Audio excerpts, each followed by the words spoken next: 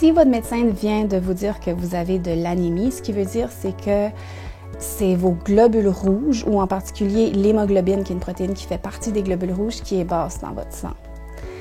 Quand l'hémoglobine est basse, votre corps a de la difficulté à transporter l'oxygène des poumons jusqu'à partout dans le corps où les organes vont avoir besoin de l'oxygène pour fonctionner. Puis quand notre corps manque d'oxygénation ou manque de globules rouges, on peut avoir des symptômes comme de la fatigue, de la difficulté à se concentrer. Si c'est vraiment bas, on peut même se sentir étourdi, essoufflé. Si on a une condition cardiaque, on pourrait même avoir des douleurs thoraciques, qu'on appelle de l'angine. L'anémie, c'est une condition qui est assez fréquente. On pense que jusqu'à 1/3 de la population pourrait avoir de l'anémie.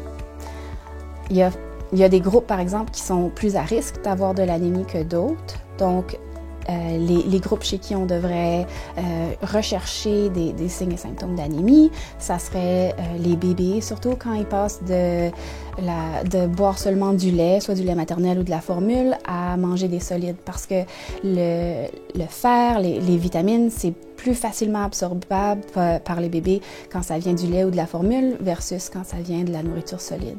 Les enfants et les adolescents aussi sont vraiment plus à risque, principalement parce qu'ils vont grandir rapidement, puis quand on grandit, on a besoin de fer puis de nutriments pour supporter la croissance, puis on pourrait ne pas en avoir assez pour faire des globules rouges. Les jeunes enfants qui boivent trop de lait de vache peuvent avoir ce qu'on appelle une intolérance à la protéine bovine, qui veut dire qu'une protéine qui est dans le lait peut irriter au niveau des intestins puis faire perdre du sang comme ça. Puis c'est pour ça que votre médecin va vous dire qu'après 2 ans, il ne faut pas boire plus que 2 à 3 tasses de lait par jour, de lait de vache. Il y a aussi les femmes enceintes qui sont plus à risque d'avoir de l'anémie. Ils ont besoin de beaucoup de fer et de nutriments pour supporter la croissance du bébé, puis pour faire plus de globules rouges pour supporter la grossesse. Ensuite, après avoir accouché, c'est un gros risque aussi parce qu'on peut avoir une perte de sang importante. Aussi, quand on allaite, on utilise beaucoup des nutriments puis du fer pour faire le lait maternel. Donc, on peut être en carence nous-mêmes de nutriments.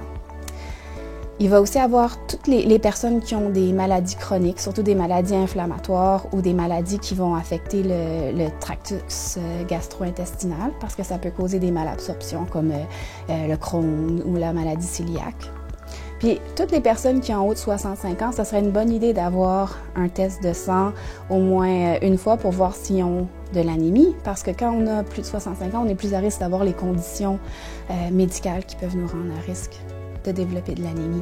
C'est important aussi de se rappeler que les personnes qui sont végétariennes ou qui sont végétaliennes sont plus à risque de développer de l'anémie parce que ils peuvent manquer de certains nutriments, surtout le fer puis la vitamine B12.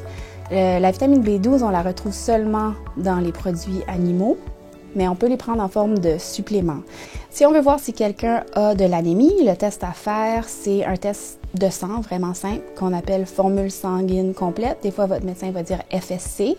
Sur ce test-là, on va voir comment de globules rouges la quantité de globules rouges que vous avez, la quantité d'hémoglobine que vous avez, puis ensuite, votre médecin ou infirmière praticienne peut regarder s'il y a des marqueurs qui peuvent l'orienter vers un différent diagnostic. Par exemple, on peut regarder à la taille des globules rouges, puis on peut regarder aussi est-ce qu'il y a beaucoup de nouvelles globules rouges qui sont faites. Le traitement de l'anémie va varier, c'est sûr, dépendamment c'est quoi qui est la cause de l'anémie, puis c'est quoi la sévérité. Peu importe la cause, si l'anémie est sévère au point où votre vie est en danger, on va vous donner du sang, une transfusion de globules rouges. Si vous avez une carence vraiment sévère en fer, par exemple, parfois on va vouloir vous donner du fer intraveineux pour essayer de vous donner des réserves plus rapidement. Mais ce qu'on essaye de faire le plus possible, c'est de commencer par des suppléments oraux en fer, ou même si la carence est vraiment minime, on peut commencer par juste manger des aliments qui sont plus riches en fer, ou si c'est une carence en B12, manger des aliments qui sont plus riches en B12 ou prendre des suppléments. Si c'est parce que vous avez eu un saignement abondant, on peut s'assurer que les réserves en nutriments sont bonnes, puis laisser le temps à votre corps de refaire les globules. Si c'est des saignements menstruels abondants, on peut soit travailler sur essayer de diminuer les saignements ou investiguer s'il y a une cause aux saignements menstruels qui sont abondants, par exemple. C'est important de se rappeler, par exemple, qu'il ne faut pas assumer qu'on a une carence en fer, puis juste prendre des suppléments sans avoir vérifié. Si vous pensez que vous avez des symptômes qui pourraient être consistants avec une carence en fer, parlez-en à votre médecin ou à votre infirmière praticienne pour avoir un test pour confirmer que vous avez une carence en fer avant de prendre des suppléments. Parce que trop de fer dans le corps, c'est aussi quelque chose qui est dangereux parce qu'on peut avoir du fer qui va se déposer dans nos organes.